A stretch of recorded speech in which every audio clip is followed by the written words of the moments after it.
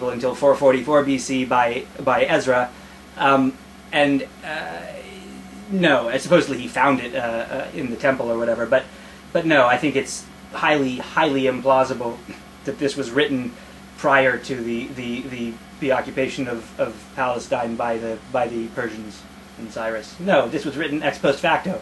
That's when good predictions happen. I didn't say that, Rabbi. That was Joey. I'm Torah Messini. He is. Luke really is. Luke represents, even in these contexts. Yeah. I am the voice of Orthodox Judaism. Luke is the voice of Orthodox Judaism. I think rather than your moral leader, I think you should just go. I think just live it. Just tell it. Luke Ford, the voice of Orthodox Judaism. And if you disagree, then come to the hovel and sit at his feet and listen and learn, and then see what you think. Then if you disagree, you're worse than Hitler. That would be priceless. I know that would be very impolitic, but that would just be hysterical. So Deuteronomy chapter 32, verses 25. There will be dread, even a young man, even a virgin, a suckling with the gray-haired man. Yeah. Pretty vivid. Yeah, and for me, this comes in the context of verse 20, where Hashem says, in response to Israel's not following in the one true shining path, that I will hide my countenance from them and see how they fare in the end, for they are a treacherous breed. It was a little like Hashem, like, you got to be able to do better than I'm going to take my marbles and go home because I'm not, because after all I've done for them, they're not responding in kind. And so that's what he's going to do, is that, again, we get this a lot in the past Torah portions we've discussed. I will not draw any distinction, and encouraging us, we should not draw distinctions. When you fight for obliteration, and the women take no prisoners. Take no prisoners except the women, but even the cattle you burn, and here it's the same thing. When you piss me off, I'm not going to spare the babies. I'm not going to spare the righteous ones who led good lives but are now aged and incapable of taking care of themselves. They all will suffer.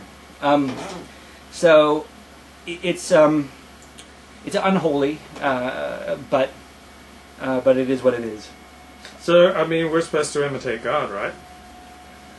I've not heard Jews say that as frequently as I've heard other religions. So we should imitate God. Imitatio Dei is the Latin. So right. It's not the Hebrew. Right. But, I mean, we are supposed to...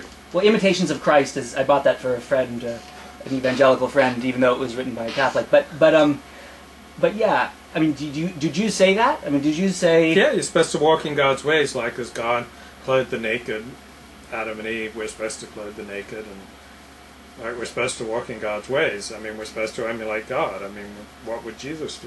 Right, what would Jesus do? But Jesus what did would stuff. God do? What would God do? I mean, yeah, but God was never... Jehovah never came... I mean, God is not... He didn't live on earth. How do you imitate someone who's... Oh... I'm sorry you can't hear. I was speaking euphemistically, Joshua. It says you burn the cattle and destroy the women and the men and all of them. Do you think it's, Joshua, do you think it's more gentle than that?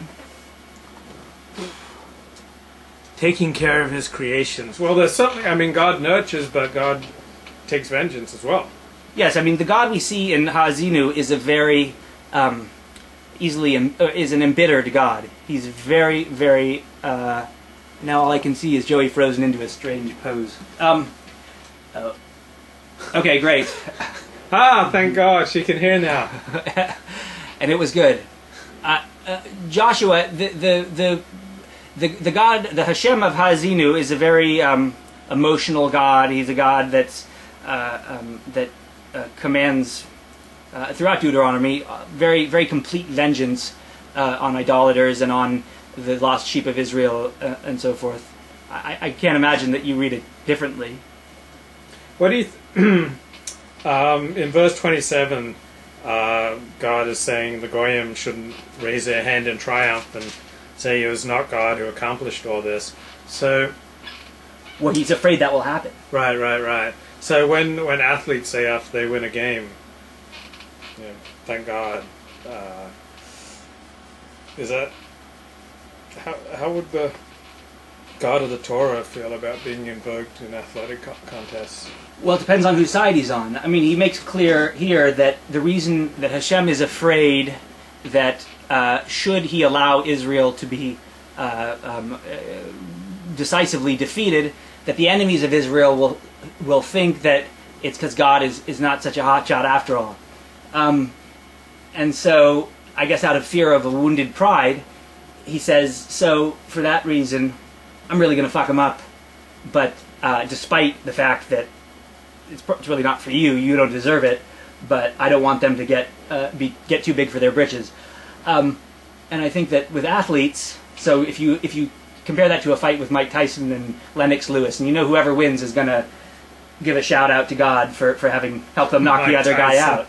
Thank you, Jesus. Yeah, he will. Well, it's Allah, if anyone. But so the question is, well, who did God want to win? And you have to assume, I guess, that I don't know. Yeah, one thing that's interesting is that the language of athletic competition does not really appear in the Hebrew Bible. It's all through the Christian scriptures, like running the race and fighting the good fight, and like athletic competition is like filled into the New Testament. Right. But sport is basically absent from the Hebrew Bible. Yes. I mean, I think that's because, well, I don't know why, but I agree with you, and it strikes me that Christianity is much more about a personal struggle. And it's much more Greek. And it's much more Greek. It'd be interesting to see if we read what Christians call the Apocrypha, the books that were written after Alexander took Palestine and kind of Greekified the Jews. Like, if you read the book of Maccabees, is there more athletic language in there? I'm not sure. I don't know. But again, we don't regard those books as divine. Right. The Jews. So, sport is not really a Jewish thing. Sport really has played virtually no role in the Jewish tradition. Right. And I've heard that when Hank Greenberg wanted to play for Detroit in the 60s or whatever, that a rabbi found something in the Talmud that talked about boys playing sports on a holiday, and so he said, well, here, see, look, it's holy. But that was in reference to the Romans playing sports, and because the Jewish boys didn't do that. Yeah. Now, Monica is saying that Moses is embittered because the people are embittered. Now, I'm often struck how a synagogue reflects its rabbi. Like, if a rabbi's been there for a number of years, the synagogue is like if he's an effective rabbi, he forms that synagogue in his image. Like, I think of Young Israel Century City. You've got Elazar Muskin, who's a very organized, on time, disciplined, fiery, highly observant, yet still modern Orthodox, highly accomplished in both secular and religious worlds, highly educated. Like, that is a very high functioning shul, very much in his image. You've got B'nai David Judea, where you've got a very kind rabbi in Yosef Kanevsky and just a bunch of nice, kind people. Right. You've got Esha Torah, where you've got Moshe Cohen is the Rav there. It's very fiery, Haredi shul. Like, if a rabbi is good, and he's been there for a few years, he forms that shul in his own image. It's very impressive. Yeah. How one rabbi can just... I mean, it couldn't be... I mean, there's got to be limits to that. People have to have some freedom to be individuals, but certainly the whole thing must take on the kind of the flavor or some of the attributes of the rabbi. I mean, that would... Yeah. I mean, that's why if you see someone in a position of power who's really angry all the time at people who are... Well, that's his fault. I mean, because he's not put together the right institution. Is that... what makes you bring up that specifically?